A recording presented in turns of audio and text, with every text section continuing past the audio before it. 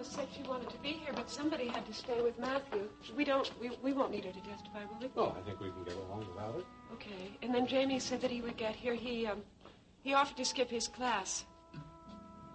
Rachel, it's going to be all right. I know it will. Mitch was right. About what? He said the time would pass very quickly, and it has, too quickly.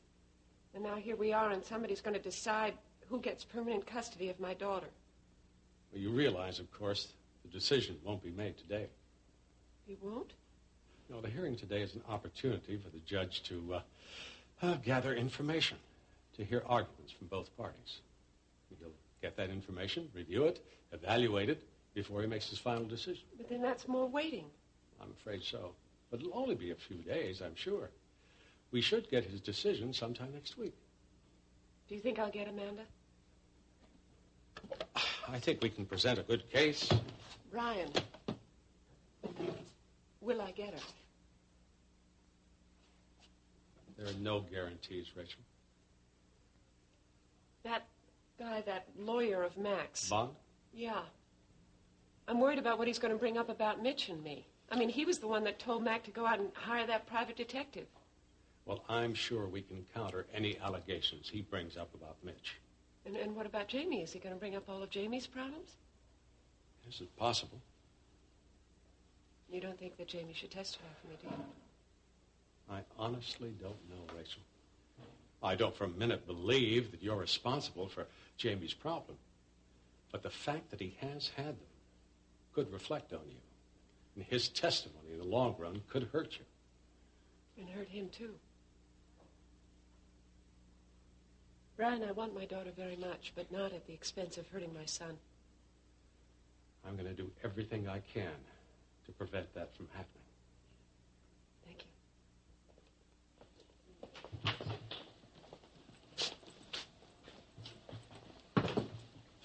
Hello, Rachel. Hello, Mac. How you feeling? Very well, thank you. I'm glad. Jamie's going to be here, isn't he? Yes. He'll be here shortly. He had a class this morning. I see. Well, I want to thank you again for bringing Amanda over right away. How's she doing this morning? She's fine. Does she know what's happening today? No, not yet. Good. Well, guess it'll soon be over. Yes. Rachel, I wish I could give you my best. It's all right, I understand. Good morning, Mrs. Corey. Hello, Louise. I thought you'd want to know. Amanda told me all about her trip to San Francisco. She had a wonderful time. Yes, she seemed to enjoy it. But she said she especially enjoyed going to the seashore and playing in the sand. I do hope this works out well for everyone. Thank you, Louise.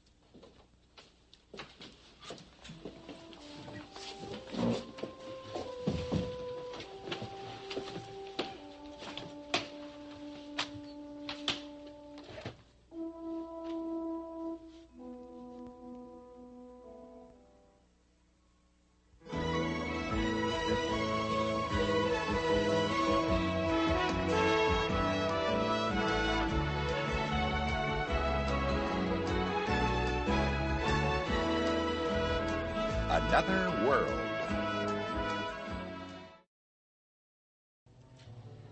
First of all, Mr. Corey, Miss Davis, this is not a trial.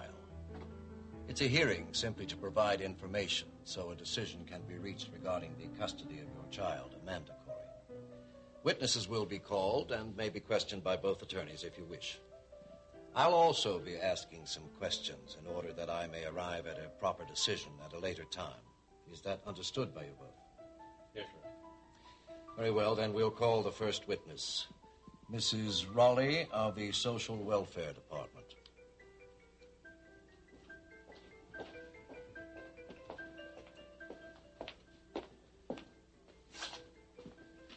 Now, Mrs. Raleigh, you personally conducted the investigation of the premises of both Mr. Corey's residence and Miss Davis's home, did you not? Yes, I did.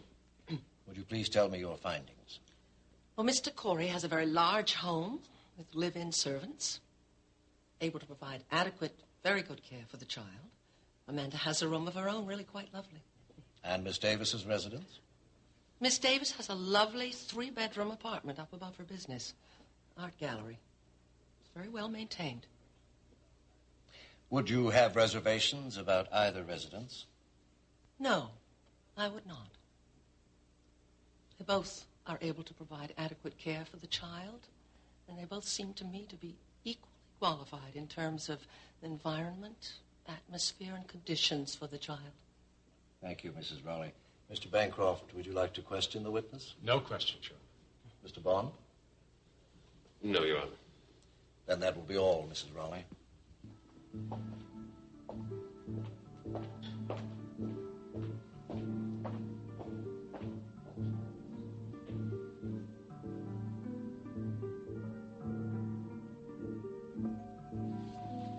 I don't know what to say to Brick. Don't think of him as a psychiatrist, you know. Come on, remember when he was at dinner that night? Well, yeah, we had a good time. And you were chattering away like a magpie. But that was different. No, it doesn't have to be different. Just talk to him like you did that night. Well, I'll try. Oh, I wish I wasn't so nervous. Clarice, come on. Stop worrying about it, okay? I mean, he's going to make you feel comfortable right away. I know he is. I hope so. He will.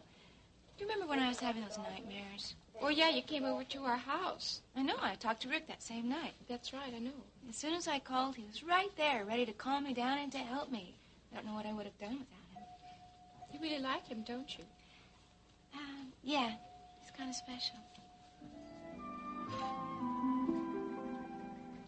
You know, Sandy, Mitch already had the assignment to take pictures down on the dock site before you did. You know that? Yeah, you told me about that. Was he able to get anything? Yes, he was. But I'll tell you something. It was short after that somebody broke into his darkroom and they stole all the cameras, the lens, the negatives, the prints. And then something very strange happened. A few days later, his camera was returned to him, and with it was a new lens and new film. But none of the prints? Right. Yeah. Well, do you think this roll of film might have something to do with that? I don't know. It's possible. Rachel brought it to me yesterday. Rachel? Yeah, she and Jamie were cleaning out his stuff, and they found it behind the cabinet. Well, what makes you think this has anything to do with the dockside, Phil? I don't know, but from what Rachel tells me, when Mitch went to get this stuff developed, he counted all the rolls, and it seems to him that one was missing. He went back, and he couldn't find it. Oh, so this could be it. It could be. And if it is, we might be able to find out what it is down there that somebody else doesn't want us to see. Wait a second, Philip. Are you suggesting that Blackhawk is responsible for the break-in? Sandy, can you think of a better reason, or give me a better reason why it is somebody would want prints and negatives at the dock site? No, I guess not. Philip, I told you that word is out that Black's in town, didn't I? Which makes me wonder all the more. I mean, if those pictures were taken before Black was in town, what could possibly be on them that somebody would go through all that trouble to try to steal them back again? Well, give me an hour or two, maybe I'll have an answer for you.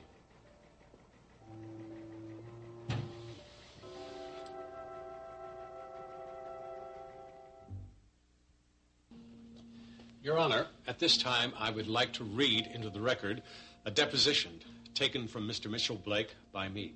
Very well, proceed. Question. What is your full name? Blake, Mitchell Blake. Question. Your occupation? Blake. Presently, I'm employed full-time as a staff photographer for a small college. Question. Were you at one time employed at a nightclub called The Connection? Blake. Yes, I was. Question. Were you aware that there were criminal elements involved with Connection? Blake. No, I wasn't, not at first. In fact, I'd been assured by Jason Dunlap that the company was not involved there. Question. But you did find out this was not the case. Blake. That's right.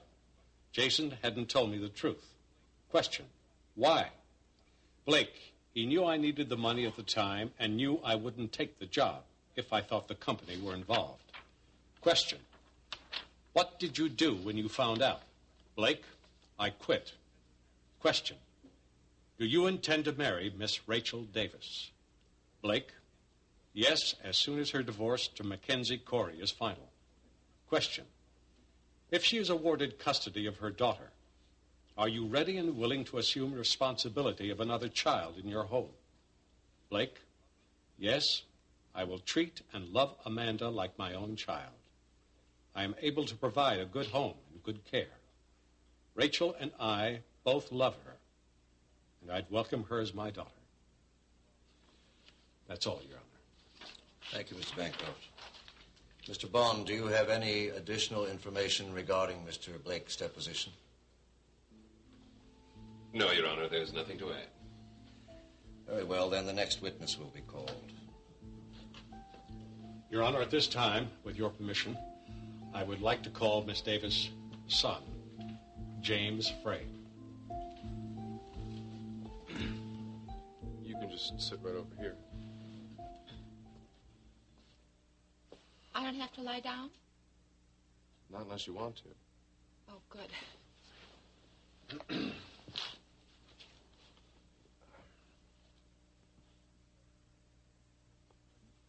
Larry's told me that you had some frightening phone calls.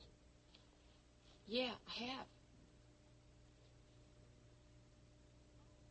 You want to tell me about them? Oh. Yeah, I don't know exactly what to say. I mean, he doesn't usually say anything, but I know he's there because I can hear him breathing. But the last time he called, he did say something. But actually, he talked to the answering machine. What did he say? Well, he said that he knew I was there. And he said that he wanted me to talk to him. His voice sounded real strange. Does he do anything besides just make the phone calls? Well, I'm not really sure, but, you know, our apartment was broken into. Yes, Larry told me that. He said a picture was taken, something? Yeah, that's right. And it really scared me. I'm afraid to answer the phone or to be alone in the apartment. But what really is worrying me is I'm making up things, but things that didn't happen. What do you mean? Well, the other day I was in the bedroom making the bed, and I walked into the living room, and the front door was open, and Corey was gone. And I thought that somebody had taken him. But nobody had taken him. He was just down at Mrs. Reynolds, in her apartment. But I was so scared. I was afraid something terrible had happened to him. Under the circumstances, that's a perfectly normal reaction. Then you don't think I'm crazy? No, not at all. Let me tell you some things I know about the kind of people that make these phone calls. They're very sick. Yes, they're very sick. But they don't generally act upon the phone calls. The calls provide a way of releasing whatever's disturbing them. I'm not trying to minimize what you're going through. It's all very real, very frightening. There is a possibility that he'll try something again, which means that you have to take certain precautions. Oh, we have taken all kinds of precautions. Rhonda Sadowski and Ada, they pick me up, they take me to work, and they take me home, and the police come by the apartment all the time, and there he bought this answering machine. Well, then that sounds like you're doing everything possible. Just try to relax with that and know you're being protected. Well, I do know it, but why do I feel so afraid all the time? Maurice, anyone in the world would have the same reaction to this. The thing is when you get upset, you need to talk to someone. You need to talk. Call me up. That's what I'm here for. Okay. I will, thanks. That makes me feel a lot better. Blay was right about you. She said you're a very special person, and you are. Wait a minute, you found something? Did you ever see this guy at the dockside? I don't know, maybe. Why? Who is he? I don't know. I can't be totally sure, but it looks like Curtis Eldon. Curtis Eldon? Never heard of him. Yeah, he's very prominent in engineering. Really? Well, maybe that's what he's doing for Blackhawk, engineering. Well, it could be. I don't know. I really can't make it out. Listen, you working tonight? Well, later this afternoon. Just do me a favor. You keep trying to get a picture of Black, and if you see this guy down there, you try to get one of him, too. Okay. Meantime, I'm going through my files to see if I can come up with anything. We just might be able to put the pieces together on this. Okay, I'll see you later, Phil.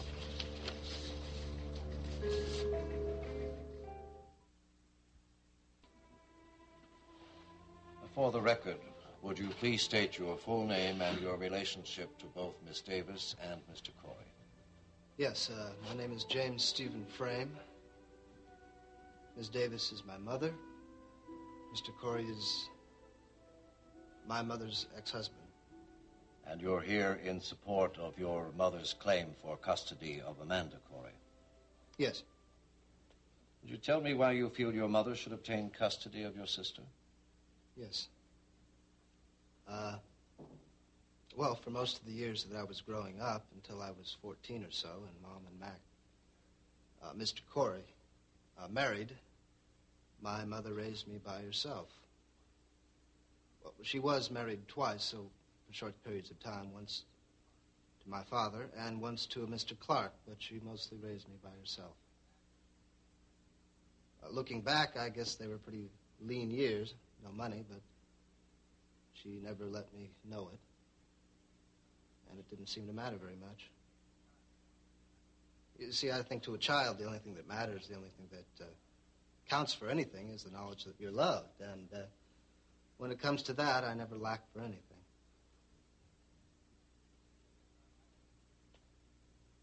I have to tell you something about my mother and myself. Mom and her lawyer, Brian Bancroft, almost didn't want me to talk here today. Not because I would ever say anything against my mother, but because I might myself be a sort of bad advertisement for her fitness to parent. It all goes back to the fact that during this past year, I developed some emotional problems that led to a prescription drug dependency. I was hooked on pills, and I wouldn't let anyone help me out. But when I realized what I was doing to myself, I stopped. I stopped taking drugs. And how does that relate to this case, Well, Mr. Frame? I'm getting to that. I really don't want to go into a lot of detail because I don't think it does directly relate to this case. But several months after I stopped taking drugs, I experienced a drug overdose that sent me to the detoxification unit at Bay City General for a week, which led to my seeing a psychiatrist, which I'm still continuing to do. My doctor and my psychiatrist felt that at the time, due to my insistence that I had not taken any drugs, that I had in fact been drugged, that I be sent away to a psychiatric hospital for observation and rest. I'm still not sure where you're going with Yes, this. I now know that I was drugged, that I was not crazy, as everyone seemed to think, but at the time I just wasn't so sure. And I might have gone over that imaginary edge, except for one thing. My mother's belief and faith in me. You see, I told everyone that I had been drugged, everyone, including Mac. And everyone just shook their heads and nodded themselves, and I'm sure they were thinking, oh, there's crazy Jamie. He's really spacing out this time. But not my mother. She believed me, and she supported me. And when everyone insisted that I'd be sent away, she was the only one who said I shouldn't, that I was okay. And her belief in me made it true.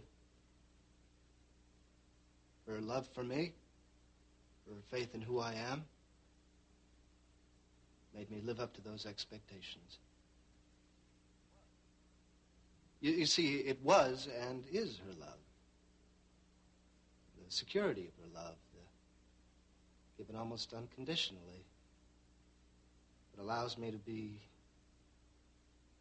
the survivor I am. I don't know if I have to find fault with my mother. It's that she cares too much. She does tend to be a little overprotective at times. But, well, as someone very close to her once said,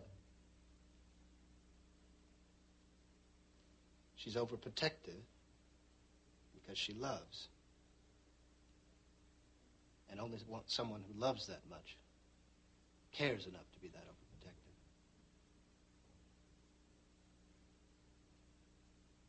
And he was right. Mr. Frame, you said Mr. Corey married your mother when you were about 14? That's right. And you lived in his home for approximately... 10 years. Did you get along with your stepfather? Yes. Mac was the best father a son could ever have.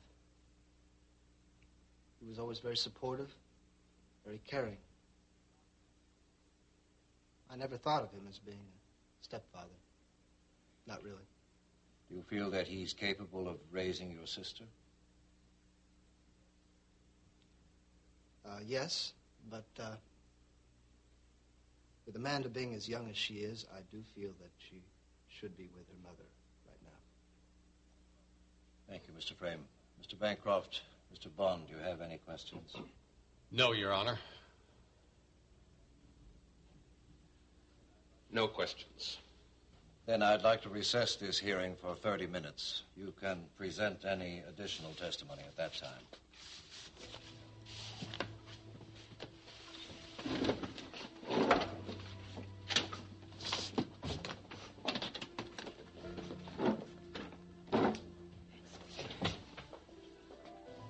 Thank you. Well, I hope I've helped. I have to get to work now. I'll talk to you later. You did what you had to do.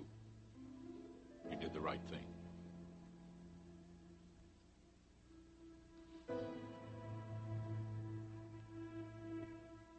Hi, honey. It's me. Yeah, I did go. And he was wonderful. I feel a whole lot better. Yeah, I'm glad you made me go. And you know what? He doesn't think I'm crazy either.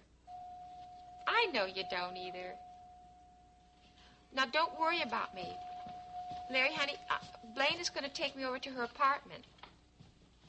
Yeah, so that's where I'll meet you there later. I love you too, honey. Bye.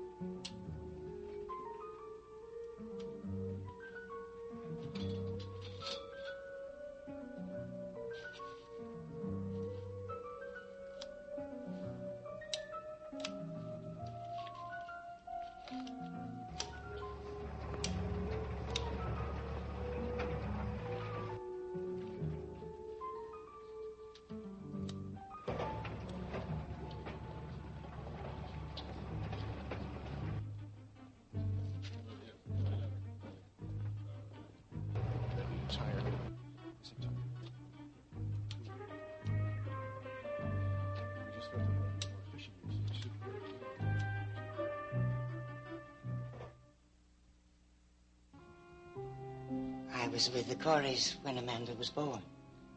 Were you responsible for the care of the child when she was born? Oh, no. Mrs. Corey always took care of Amanda. I was there to help only if she needed me. Both Mr. and Mrs. Corey were wonderful parents. They cared very deeply for their children. Jamie and Amanda never lacked for warmth or love. Then you believe Mr. Corey's home to be the proper environment for a child? Most definitely. Mr. and Mrs. Corey always provided the necessities of life. But the marvelous thing about Jamie and Amanda is neither of them is spoiled. So often, many children from well-to-do families have a tendency to become spoiled or sometimes even useless. That certainly isn't the case here. There was always the proper amount of discipline. More importantly, there was love. Thank you, Mrs. Brooks. I have just one other question. Yes, Your Honor. Do you feel that Mr. Corey or Miss Davis would be better able to care for the child? At this young age, I really think Amanda needs both her parents. It's a shame there's any necessity to have to choose between them. Thank you, Mrs. Brooks. You may step down now.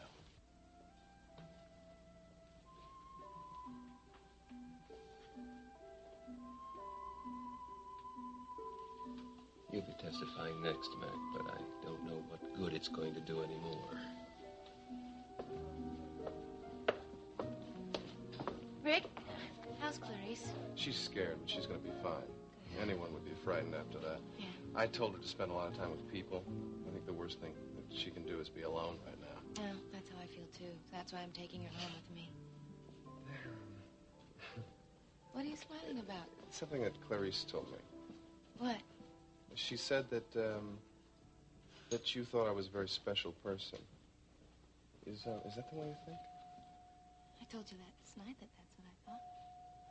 About last night, I won't. Listen, I'm sorry. I didn't mean for anything to happen. It's nothing to be sorry. What happened just happened.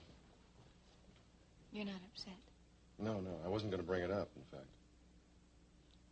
What did you want to talk about then? I wanted to tell you I had a wonderful time, and I wanted to know if we can do it again sometime. Sure, anytime. How about tonight? Okay, tonight. All right, I'll pick you up at 8. All right. Mr. Cavallo, just the man I was looking for. I have some questions about the status of the heliport. Sure, Mr. Roden. Kid, why don't you shift those crates over there, okay? I'll be with you in a second. Oh, yeah, sure. So, what would you like to know? When do you think it'll be finished? Week, 10 days, no more than 2 weeks. What can I say? We're working as fast as we can, Mr. Roden. We could. Somebody in that office? Somebody's supposed to be in there. Hey, Jamie, how you doing? Sandy, what are you listening to? Okay, Alexander, you want to tell me what you were doing in there?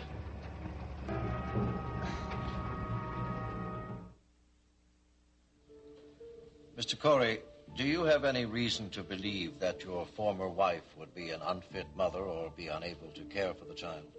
No, my former wife is a wonderful mother, Your Honor. I believe that she would care for Amanda properly.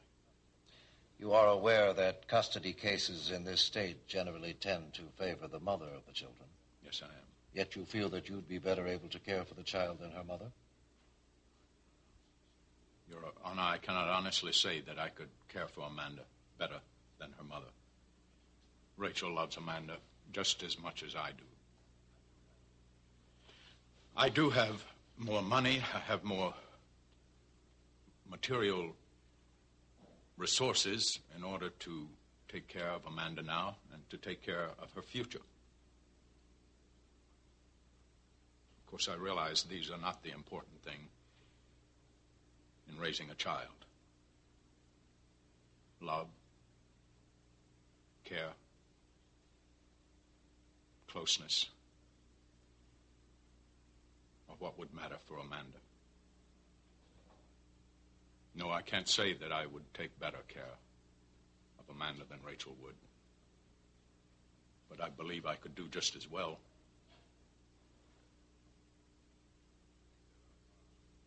I do think there are other very important reasons that I'm asking the court to let me retain custody of Amanda. Would you explain, please? Well, she's very important to my life. She's always been. I guess she's more important than anything else in the world to me. Since my wife left me,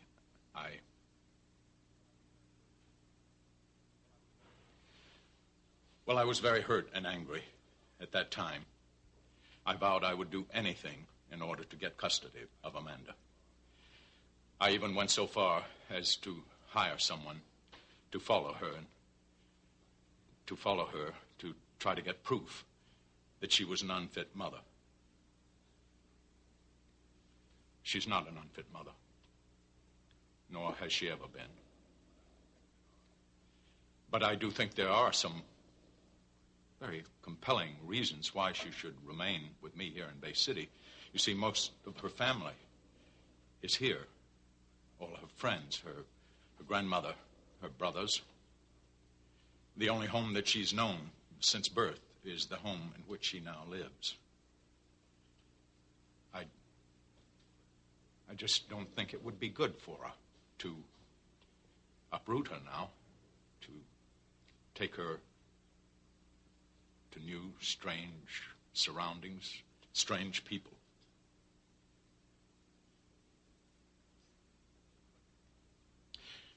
But even these reasons are secondary to how I feel about my little girl. I think it would be honest to say, at my age, that she means more than life to me. She is the only child that I will ever be able to watch over, cherish. Rachel has been able to raise an older son to become a very fine man. She has an infant son to see as he grows up, to guide him, with whom she can experience all the joys and the pains of parenthood. I only have Amanda to love, to need. I beg the court not to.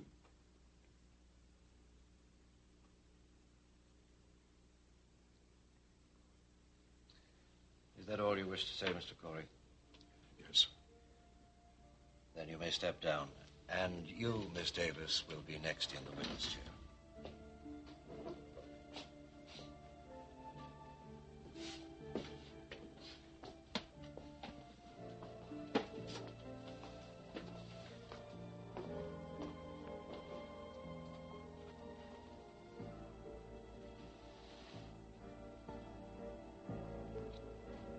Well, Alexander, you haven't answered me yet. What are you doing here? I thought you were assigned to duty unloading. Mr. Cavallo, you know this man? Yeah, I sure do. It's Sandy Alexander. I hired him. You did? How long ago? About a week ago. Why, something wrong with that? Oh, we worked together down here on the dock site when it belonged to Corey. He's a good man. I'm really going to have to be more careful. I'm afraid I let this slip by me. Mr. Cavallo, I'm afraid this man is not who he says he is. What? His name is Sandy Corey, and he works for the Daily Ledger. I didn't know that. Oh, I'm sure you did. Would you send for security now, please? This man is here under false pretenses, which means that he is trespassing, and that, of course, is against the law.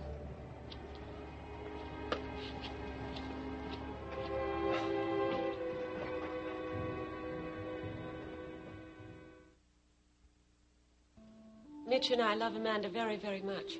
Yes, I understand. And we can and will provide her with as good a life as all the money in the world can buy.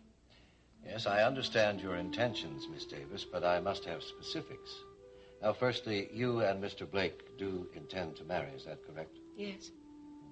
And Mr. Blake is currently a staff photographer at a small college? Yes. Here in Bay City? No, it's just outside of San Francisco. Oh, I see. Then you'll be moving to San Francisco to join him. Yes, as soon as I get custody of Amanda. We have a lovely little cottage there. It's big enough for both the children. It's really a wonderful environment for children. I see. And do either you or Mr. Blake have relatives in California? No. But we'll be all the family that the children will need. And your daughter is almost of school age, is she not? Yes. I haven't had a chance to look for nursery schools in the area yet, but I understand that they're very fine. I know that there's a nursery school right on the college campus, and it's supposed to be very good. It's for all of the faculty and staff members' children. Then you also intend to work? Yes, Mitch doesn't have very much money, so I will be helping him out. And what is it you do? I'm an artist.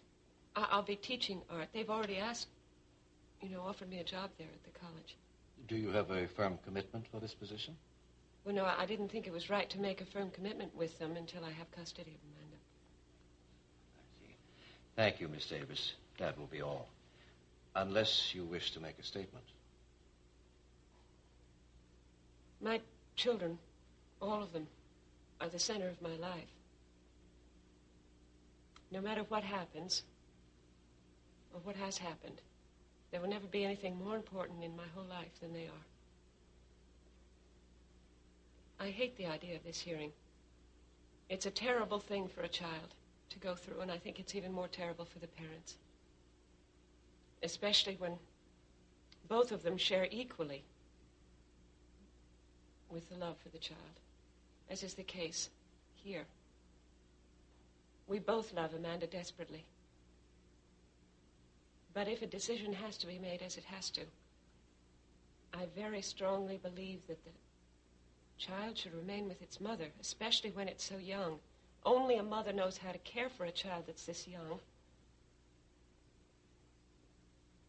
And I also want to say that Amanda is very, very lucky to have Matt Corey for a father. Not just because of who he is, but because of the kind of person he is. He will always be Amanda's father. I wouldn't want it any other way. And no one will ever, ever replace him as her father. And I'll do everything I can to keep Amanda's love for him alive.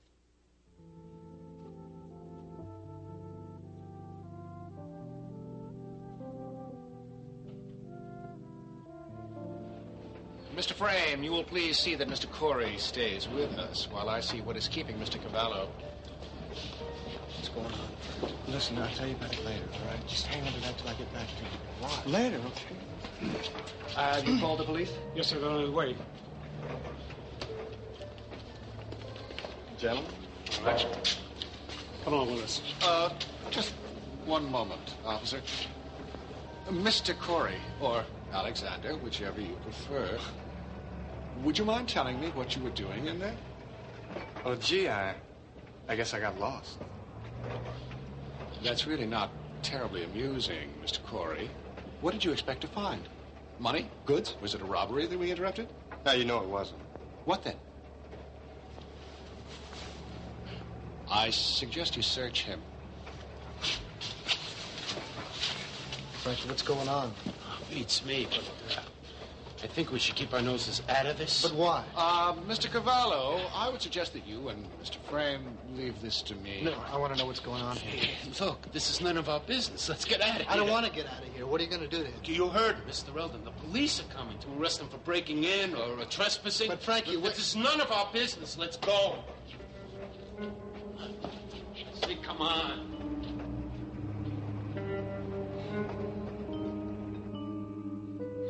I feel like I'm playing hooky. Why? Well, I keep thinking of working, and I know how busy they are at the shop. Here I am, sitting around doing nothing. Maybe I should call Ada, see if she wants me to come down No, there. Clarice, she gave you the day off. Yeah. She gave you the day off because she knows what you're going through. Well, come on, she knows it's kind of hard on you. She just wants you to relax. Well, I don't feel right about it, though. Oh, please stop worrying about it, will you? Here, let me get you some more tea. Such a good hostess, aren't I? Excuse me, I'll get you some. Hey, you want me to help you? No, I'll do it. You just sit there and relax. Here, Okay. maybe this will help.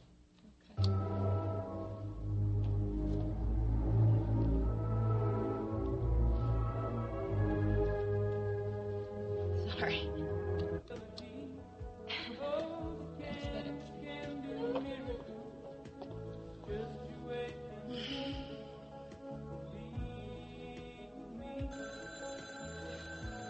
want me to get your phone? Sure. Hello?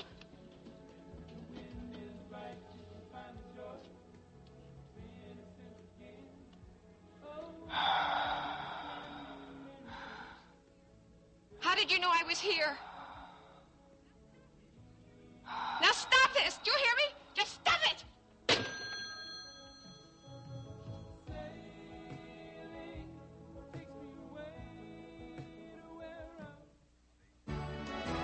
Stay tuned for the conclusion of Another World.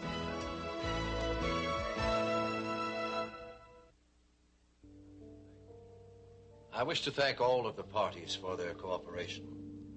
I'll notify you both, Mr. Bancroft, Mr. Bond, when I have evaluated the information and am ready to make a decision. We can reconvene the hearing at that time. Now, if there's nothing else, I'll adjourn this hearing.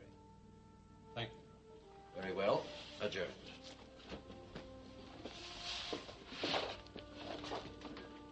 And I hope he doesn't wait too long. It'll only be a few days, Rachel. I know I'm home. I just know it. I can tell.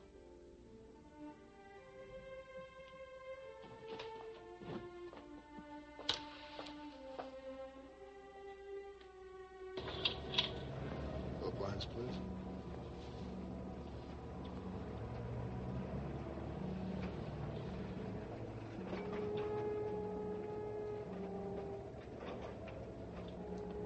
Philip, this is Jamie. Jamie? Yeah, listen, I can't talk long. I'm here at the dockside. The security guards have just picked up Sandy and they're calling the police. I don't know what it's about, but I thought you should know. Well, thank you for telling me.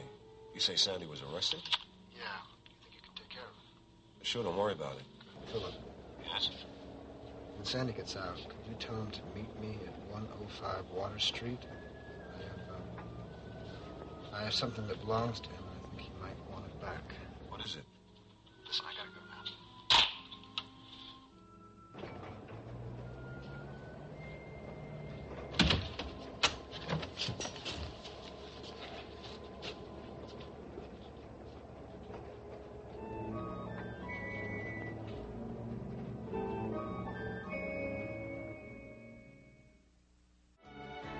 Join us each weekday at this time for the continuing story of Another World.